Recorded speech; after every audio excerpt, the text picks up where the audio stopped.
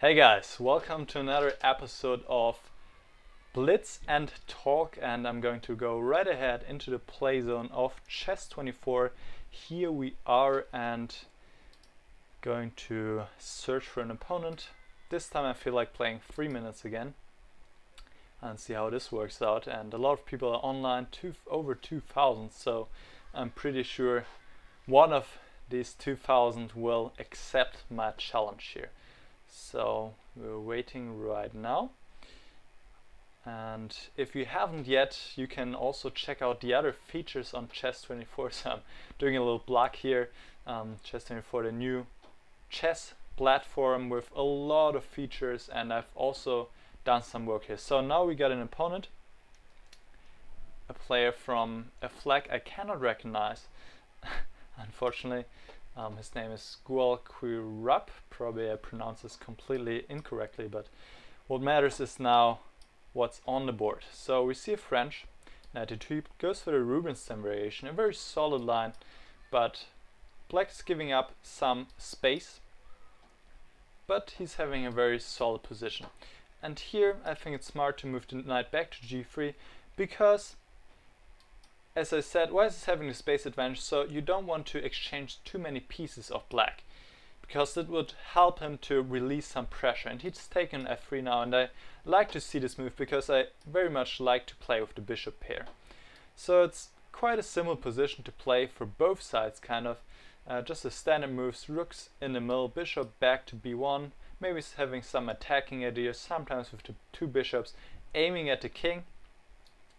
But it's very difficult to crack this setup of black. It's very, very solid, and I don't like to play against it that much. He plays knight g6. I assume I could have played rook e5, but now it's too late. And now let's see what I can do. I will exchange this knight on f6. I just said you shouldn't exchange too many pieces, but I feel like this exchange is helping me a little bit. But it's very difficult to crack. He might play bishop f6,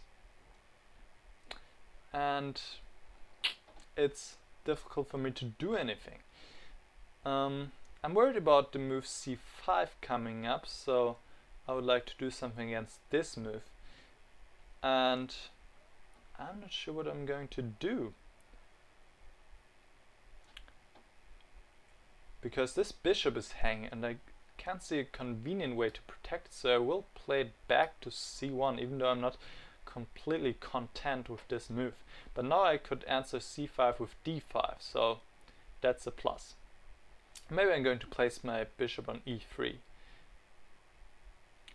But really it's a lot about maneuvering, and I'm really not the biggest fan of these positions. So now I've prevented c5, he's going to renew this threat, I'm going to prevent it.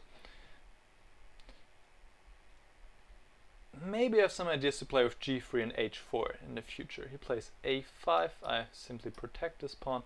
I could have also taken on a5 actually. I think I would have liked this better, having a second look at it. Alright, so now he plays c5. What's going on? I'm taking this pawn off. Have I missed something? I don't think so. I'm just up a pawn. Maybe he couldn't withstand the pressure anymore.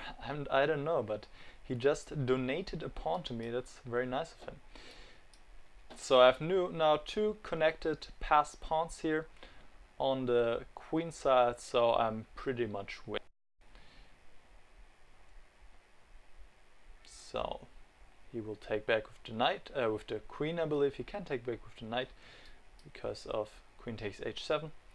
Now rook takes, and are there some possibilities? I believe so. Queen a8, weakened 8th rank. He has to play knight f8, and then I'll follow up with rook d8, and suddenly it's all over. He has to play g6, but of course I'm already winning a piece and further continuing my attack, so it's all over here for Cualquierap, and he has resigned this game. So clearly his mistake was playing c5 too early right here. He has to stay calm, he has to be patient, maybe double rooks on a d5, something along these lines, even though rook d7 would run into d5 here. So white is still slightly better here, space advantage and bishop pair, but not too much going on really, and with c5 he really made a little gift to me. Alright, thanks for watching and see you next time. Bye.